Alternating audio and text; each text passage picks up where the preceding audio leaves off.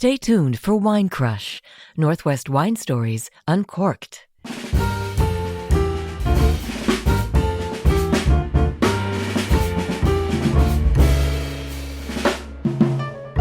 Welcome to Wine Crush, where winemakers tell the stories behind the vine. Thanks for joining us here on Portland Radio Project. Today, host Heidi Moore will guide us through the stories of two local winemakers. One happens to be women-owned and operated as well as dog-friendly. The other focuses on small production and emphasizes working with the wines they love as well as a bit of experimentation.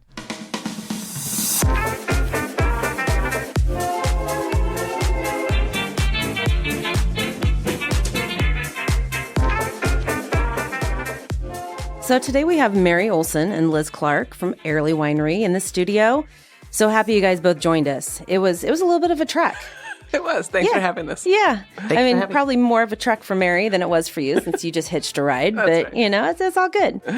So when we're talking about Airlie Wine, it really is a gorgeous location. I want to kind of do things a little bit different this time and really start with the winery and where it's at and really what makes it special because it truly is a destination winery. It is a destination winery, and we're located just southwest of Monmouth, northwest of Corvallis. If you know where Kings Valley is, we're not very far from Kings Valley. And anyone who's coming from Portland, if you're going to Newport, you should come right by the winery because it's the shortcut to Newport. And so we're about 50 miles from Newport, kind of nestled into the coastal mountain range. Now that you say that, I've seen the sign for years, and it took me actually calling you and say, hey, to actually make it out there. And it was so worth the drive and it was so worth the spot, not only for just the destination and the beauty of it all, but also the wines were amazing as well. When we were talking about it a little bit earlier before we started recording, and you have this beautiful pond right in the middle of the winery. And to me, it's very Andy Griffith-esque in the fact that there's a no swimming sign and there's a dock and it is dog friendly. So tell us a little bit more about what Airlie consists of and really where Airlie came from. Well, the winery itself was named after the little town of Airlie. And Airlie, Oregon at one time was one of the larger cities in Oregon, if you can believe that. And now I have to stop at the stop sign once in a while because there's a car coming. But so we are out there just off of 99W. That we have a beautiful pond. It's a rather large pond, and it's full of dogs on most weekends. So the dogs can swim, the people can't. We have 26 acres of grapes currently and about 40 acres total. And it's just kind of nestled in there. And when people drive up, they're kind of amazed that place exists. It was a very awe moment. When I drove up, I'm like, this can't be the place. This is just, it literally is in this little valley of Kings Valley, of course. And I had no idea there was a little town called Airlie because I don't think it exists anymore. If it is, it's a little pit stop. Right. Yeah, maybe a ghost town. Doesn't have a zip code or anything. Okay. It's one of those. Yeah. So, it's just such a cool location and what a beautiful place to live. But kind of spinning a little bit and kind of going back to your story, wine wasn't your first career choice. No, it wasn't. I actually, when I graduated from college, I went to work for one of the Baby Bells and Northwestern Bell at the time. And I had a pretty long career, about the same as I've been at the winery now since 97. But I worked for the telephone company up until coming to Airlie. And at one point, I was transferred to Oregon and fell in love with this state and the wine industry. And that was in the early 90s. And so all the wineries were my size. They were all small. You could talk to the owners or the winemakers. And so I'd go out on weekends and visit the wineries and kept on just telling myself, in my next life, I'm going to buy a winery and move back to Oregon. So when and how did that happen then? Well, I worked for the telephone company and had a pretty nice career. I was transferred 16 times in 22 years. That is crazy. That was crazy. So I didn't have a life outside the telephone company at all, other than drinking wine to get through. I loved what I did most of the time, but finally I was promoted high enough they found out they liked me better from afar. So that's not a bad thing. It wasn't a bad thing at all. So I had my dream in mind, and so I started looking for a winery. And so why there? I mean, what opportunity came up there to where that's where you had put down roots? Well, back in 96, when I was looking, I didn't know how to look for a winery that was for sale. And so I went and hired I had a realtor that I was working with, and there wasn't much for sale, but we went and looked at different properties. I thought, well, maybe I'll have to plant grapes. And finally, Mike McLean from Spring Hill said, there's this couple that talks about retiring. Maybe we should go look at it and see if you might be interested. So we did. And when I drove up that half a mile of gravel road, and I thought, this is perfect. It was big enough so I could have a winemaker, but small enough not to be so big that it would be overwhelming. And so Airlie was born, and there you were. And there I was. They founded it in 86, and I bought it in 97. Well, kind of on that note, we're going to introduce Liz and get her to actually talk into the mic here in the next break. Okay. Support for Wine Crush comes from Country Financial Insurance, offering simple steps today to solve big problems tomorrow. For more, go to countryfinancial.com.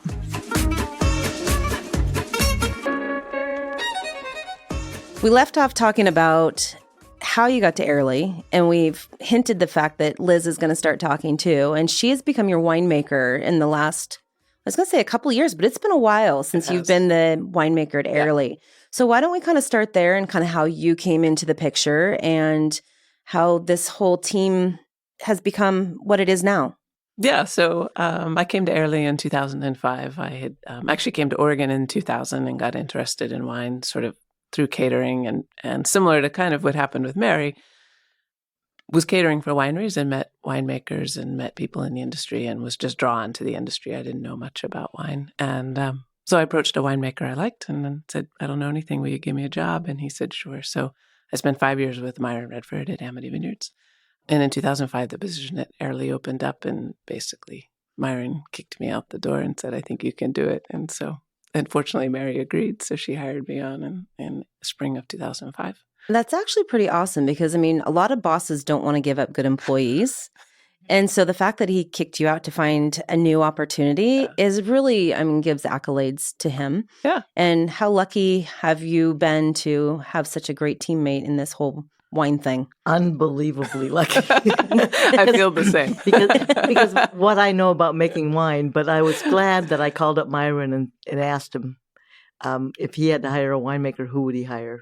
And it's been perfect. Yeah. Yeah. What a great compliment for the both of you. I mean, honestly, I mean, it's just, I love hearing stories like that because you don't hear that a lot of time in business.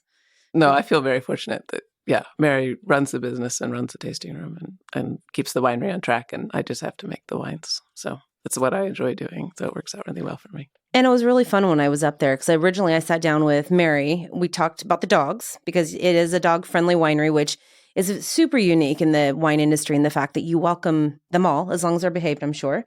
But we had the discussion about that. And then you kind of came in and then we went to the tasting room and really got to kind of taste through what your specialties are and what you guys are doing up there. Yeah.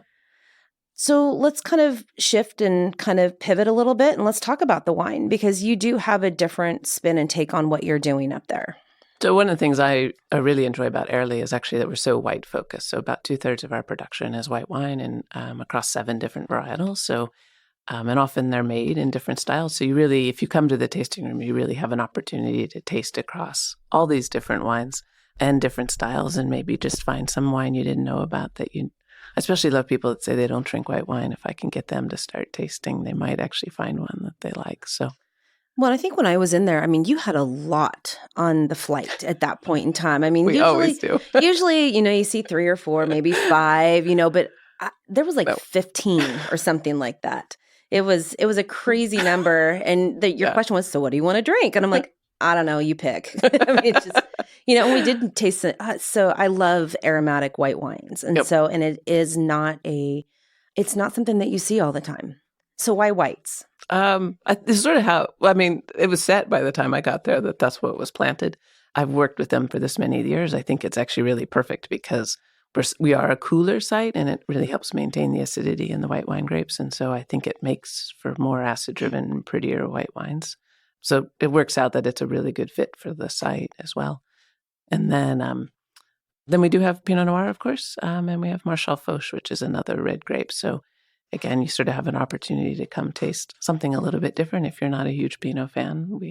Which is just sacrilege here in the Willamette Valley, I'm just saying. But if you're not, we do have another red grape to come and taste. So, well, I want to kind of circle back to the whites, but I want to take just a moment and pause right here and come back and talk a little bit more about what you are doing with the whites, because it's not just Pinot Gris and it's not just Riesling. Okay.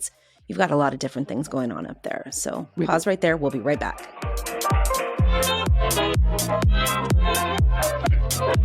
You're listening to Wine Crush, one of our locally produced podcasts at Portland Radio Project. Get in touch, discover, listen at prp.fm.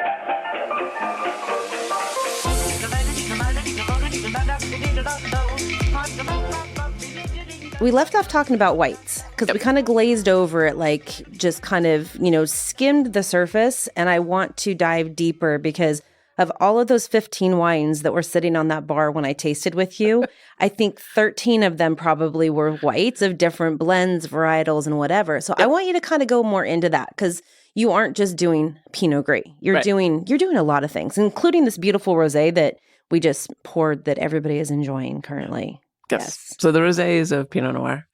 So the whites, we do tend to focus on aromatic whites. So we have Riesling, Gewürz, Pinot Gris, of course, Pinot Blanc, Chardonnay, and then Müller-Thurgau, which is a Riesling cross. It's in the valley. You don't always find it by itself. So it's kind of nice to be able to taste it as a single varietal again. And then there's a Muscat Ottonel that we'll actually be releasing this fall, a dessert version of that. So those are our 7 white wines. And then we generally make them on the dry side. Definitely Pinot Blanc, Pinot Gris, Riesling, Gewürz are all dry. Chardonnay's dry.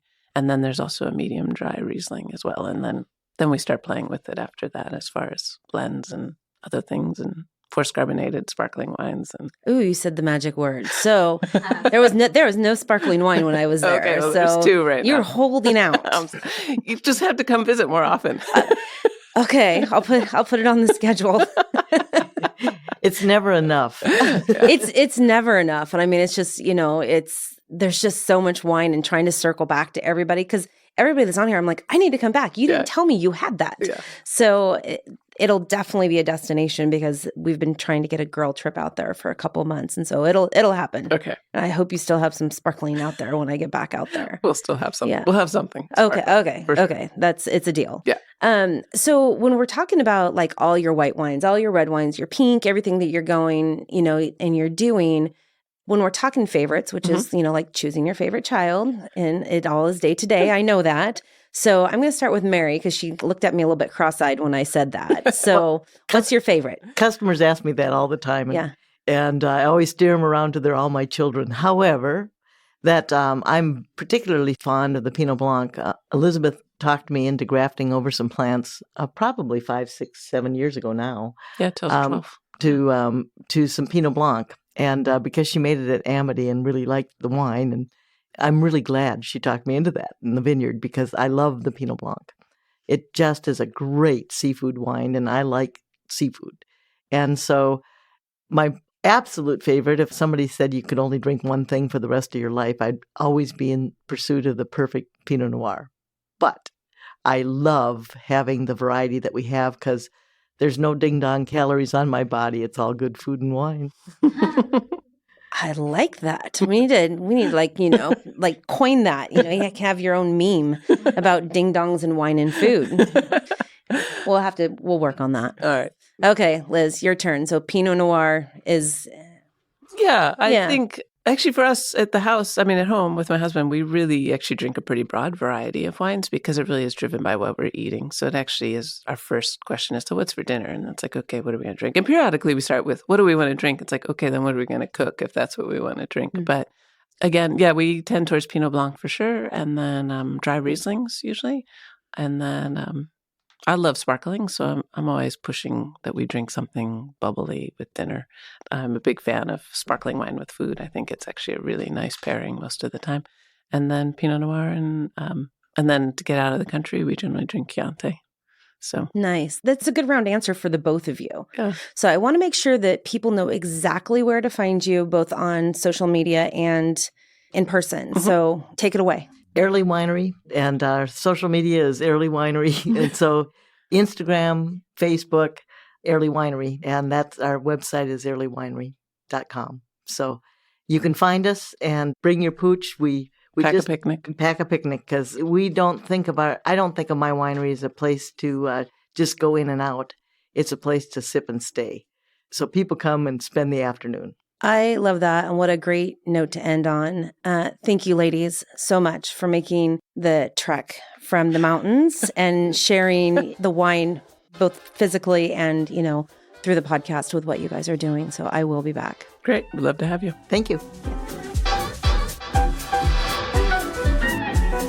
Support for Wine Crush comes from Country Financial Insurance, offering simple steps today to solve big problems tomorrow.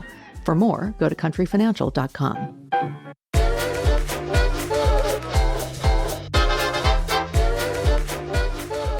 Welcome back to Wine Crush, the podcast for wine lovers. Let's meet our next guest today, Cyler from Varnum Vintners. Welcome. Thank you. So we're neighbors. Yes, we are. So we are living in the Eola Hills mecca of the valley, right? Yeah. So kind of like with the girls from Airlie, I kind of want you to tell people about Eola Hills and what makes it so special and what makes your site what it is. Yeah, I mean, we've been in the valley for a long time and really gotten the opportunity to try a lot of wines from a lot of different places, a lot of different subregions, soil types, microclimates in the Willamette Valley. And we identified fairly early on that one of the places that consistently performed above and beyond and that we were really excited about, that made some of the most compelling as well as unique wines in the valley were in the Eola Hills. Combination of our volcanic soils, specifically where we're at, as well as opportunities to get into elevation and aspect. And we were very lucky in 2018 to find a property that had an established vineyard on it, actually one of the oldest in the AVA, that needed a little bit of work. We're going through the process right now of resurrecting a site planted in 1975, a combination of Riesling and Pinot Noir, east-facing slopes from 720 to 780 foot, just really everything that we were looking for when we came to the valley in terms of style, higher elevation, more crisp, more elegant style wines overall. So it's really interesting that you just said that was planted in 1975 because I've driven by it multiple times a week for 10 years and would have never guessed that that's the age of those vines. Yeah. So with them being that old, what does that bring to it?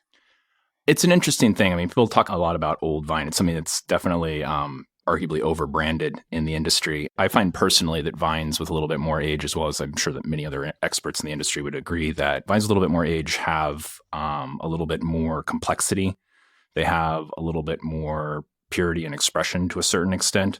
One of the best analogies, if I can try to speed it up for the segment, that I've heard about grapevines is that grapevines perform through their lives a lot like humans do. You know, they're born, they're planted in the ground at, 0. They act like toddlers and they go through youthful stages and they go through a part where they start to express themselves when they're teenagers and they kind of hit a norm when they become adults and they kind of have, they're high performers, they're career driven, they do what they need to do. And then they, slowly, our vines are getting to be around 45. They're still, rather normal aged adult, performing well, have good expression. They get to a point where they become really set in their ways, but they don't want to work too hard. They get to a point where they really are pure in their expression. They're consistent, but they don't overproduce. They don't overachieve. And we're really lucky that our vines are kind of right at the beginning of what I would call their golden years of age. Interesting. So with everything that you've done, because I've talked to you quite a bit over the last couple of weeks, I want to get into your story, but I want to wait till the next segment to really get into that. Yeah. I guess I want to really understand, what Eola Hills is other than what you've talked about. Absolutely. Because, it's, you hear Dundee, you hear this, you hear that, but Eola has been this hidden gem in the valley that people are now starting to take notice of. Yeah, I think you nailed it. I mean, that's one of the things in terms of trying to come up with getting people to come, because the Eola Hills it's just a little bit further than Dundee. We're literally 10, 15 minutes from Dundee, and it's bridging that gap. It's almost, I joke, and I've also kind of built it into the branding of what I think the Eola Hills is it's the frontier of the Willamette Valley to a certain extent.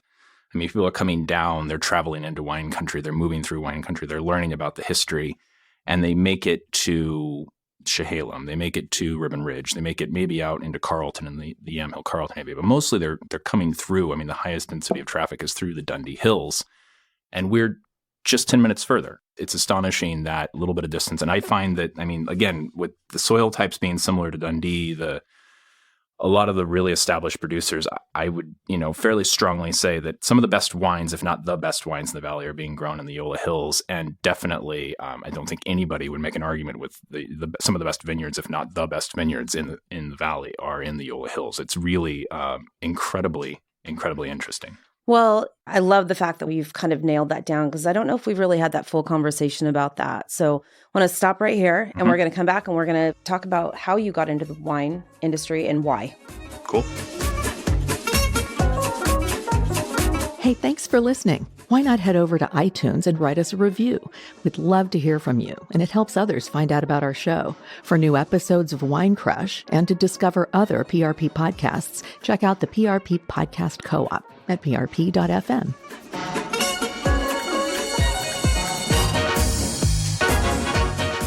So we left off talking about your story, well, hinting about your story, and you didn't really start in the Willamette Valley. No. So let's start where you started and how you got here and how you, and I want to kind of circle back because we talked about it off mic about the vineyard and kind of the condition that it was in when you and your wife bought it. So let's do that. We're circling back to the beginning. Let's circle back to the beginning. Back to the beginning. Okay. So circle the wagons. My name is Cyler Varnum, and I make some wine.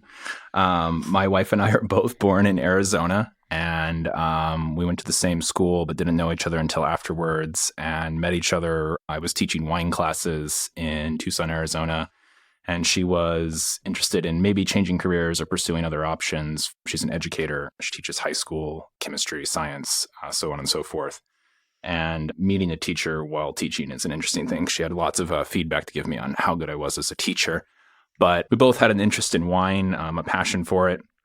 I got into the industry really in 2007, 2008. I made a little bit of wine at home, as well as came up here and did an internship at Olson Winery and learned a lot from the great Anthony King. Taught me most everything that I know about wine. Everything else from there, we've kind of just picked up as we went. We've been very lucky. One of the main reasons we moved to the Willamette Valley, besides both of us having family history here, as well as loving the wines that are coming out of here, is that, and many people said it before, but the Willamette Valley is one of the only regions in the world that has this sort of community collaboration, corroboration. We work together, and we're very, very open with sharing information. And without that kind of support, we would have never been able to get our brand to where we are today. We hear that over and over and over again. And, I've been to a few different wine regions and talked to wine people, and it's not the same. It's not the same in Washington that you would maybe anticipate, but it's not California that is very tight-lipped, it seems like, about their tips and tricks and, what they're doing. So it is the beauty of what the Willamette Valley has been. And I mean, as a wine lover, it makes the wine that much better when you're hearing this collaboration and this agreement and this camaraderie of everybody working within it. And it's definitely working in it as well. I mean, this is unique. I mean, it's something that a few of us that have lived in it know about. But I mean, even for the customers, I feel like even for the people that are coming out and visiting, there's a feel to going to a winery in the Willamette Valley that has an authenticity, that has a purity, that has a uniqueness of expression and personality that is completely unique to this area. I mean, it's really a fascinating as well as empowering and passionate thing that the Valley has going on. I mean, and we were talking again about, I find that even more to a certain extent in the Willamette Hills, because we are just a little bit further, and you find that just people are much more willing and excited to welcome you to the community. We've been incredibly lucky and been welcomed by many, many people, and getting a lot of immediate support from, former friends as well as new friends in the Valley. So where are you guys at right now as far as, the tasting room's open? Yep. So you guys have settled. I mean, when I was over there a couple weeks ago, Tara had, the brand new baby strapped to the front of her and was out trudging around. Yep. And so you guys have your handfuls out there. Yeah, we do. Typically both of them at the same time, actually, both hands full.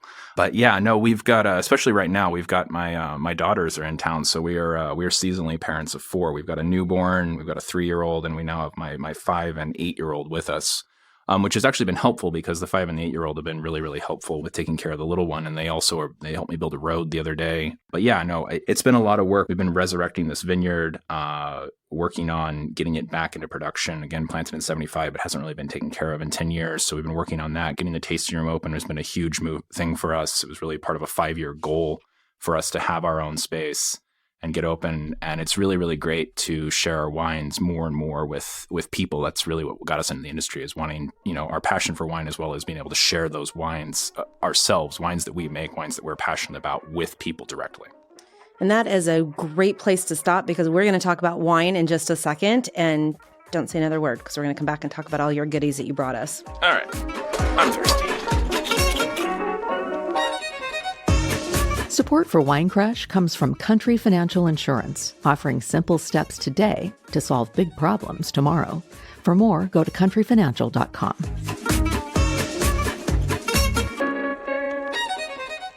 Okay, it's time to talk about wine. Okay. You've brought us 3 beautiful bottles.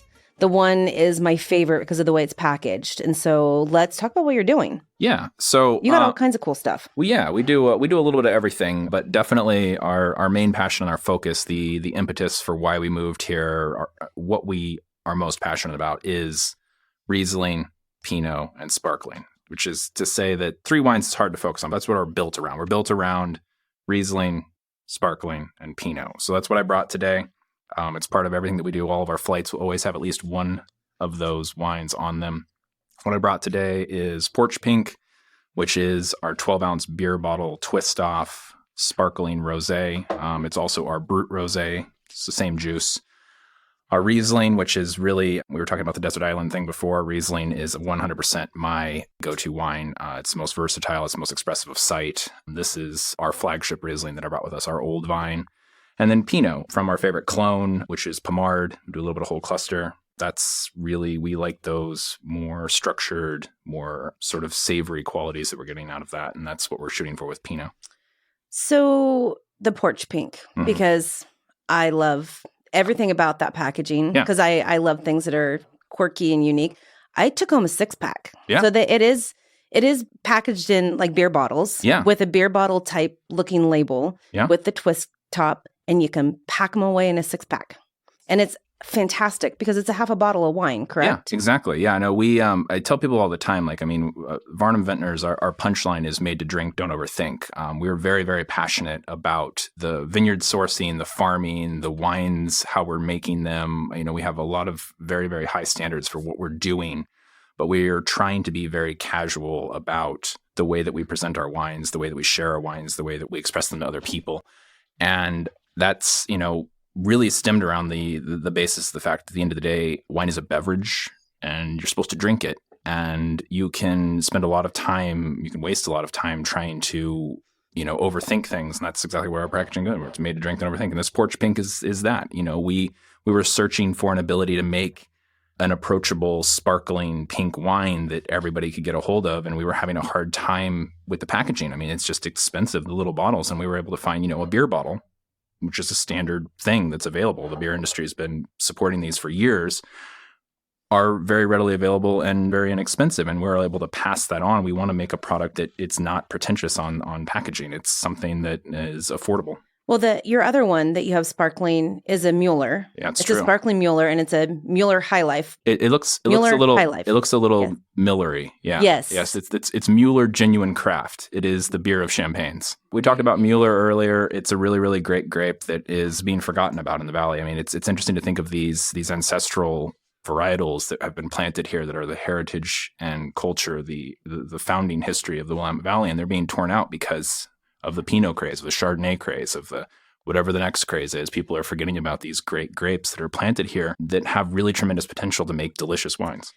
So let's just briefly touch on the tasting room, and because you do have some great specials going every month. Yeah, so we try to create interesting flights to keep people interested. And we're a small brand. We make 600 to 800 cases of wine a year, but we make around 13 different wines, and we're able to showcase different things each month. So last month we did a rosé feature. We actually poured 4 different rosés on the flight, 4 different styles, really showing you not only is that wine a color, but it can be a method as well. This month, it's my birth month, so I get to pick the flight. We're doing Riesling, so we're doing 3 different single vineyard Rieslings.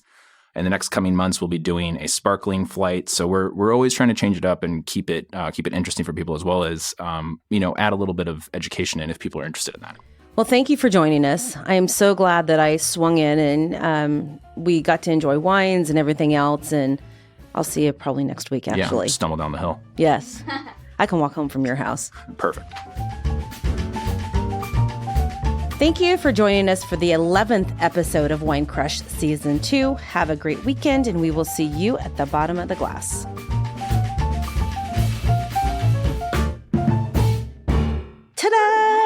Ta-da! Ta-da!